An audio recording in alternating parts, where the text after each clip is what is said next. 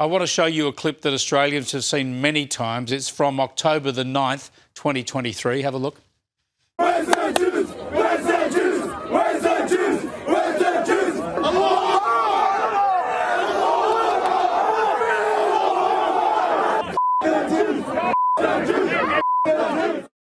That still makes my stomach turn, but the fact that that was done at the Opera House obviously gave it added impact. I know it made news all around the world. When you saw that from the UK, what action would you have expected to see from the Australian government?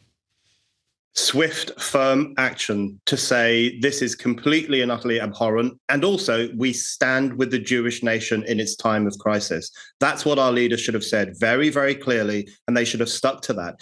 And, you know, we saw similar scenes in London. In fact, we saw people celebrating outside the Israeli embassy on the 8th of October. They were playing pop music, they were dancing, they were letting off fireworks. These were people celebrating a pogrom. They were celebrating the mass murder of Jews, just like they did at the Sydney Opera House, just like they did in parts of Berlin, in New York City. It was an outburst of this demented Jew hatred across the Western world in the immediate aftermath of 7th of October. You know, we would remember if people had poured onto the streets in the 1930s to celebrate Kristallnacht. We would know that that was a dark moment in our history if that had happened. Well, we should remember that they did it for the 7th of October. And even worse, our leaders refused to stand up to those people. Now, one of the responses from our federal government has been to tighten gun laws, but I want to show you some pictures that I shot myself yesterday morning around the eastern suburbs of Sydney, around Bondi. I was with you at a memorial at Bondi on Sunday night. This next morning, have a look at this. We have got traffic barriers have been installed around synagogues all around that Bondi area, right along the footpath, at the traffic lights near the synagogues. I saw this in at least 4 locations. There are probably more traffic barriers. This shows us that authorities are worried about more terrorist attacks with cars and trucks. Gun laws can't stop this hatred. What can?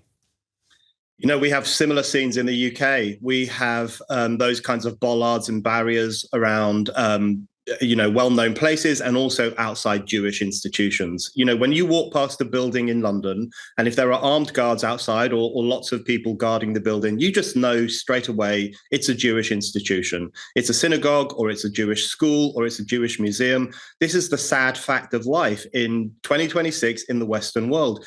I've spoken at numerous synagogues over the past 2.5 years, and every time I've been alarmed at how much security is needed just for Jewish people and their friends to get together to talk about issues. It's really horrific. And you're right, gun laws aren't going to solve this problem. Hate speech laws aren't going to solve this problem.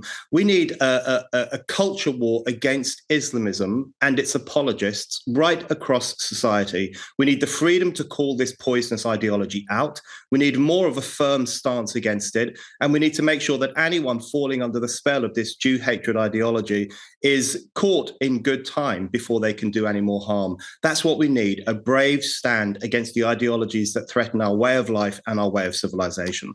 Great to have you in Australia, Brendan, even though I know you're flat out the whole time. But thanks so much for your courage and moral clarity. Thank you, Chris. Brendan O'Neill there. You can read his stuff on Spiked online. You can read it elsewhere as well, and see him here and on television in the UK as well. A great, courageous advocate for all things freedom.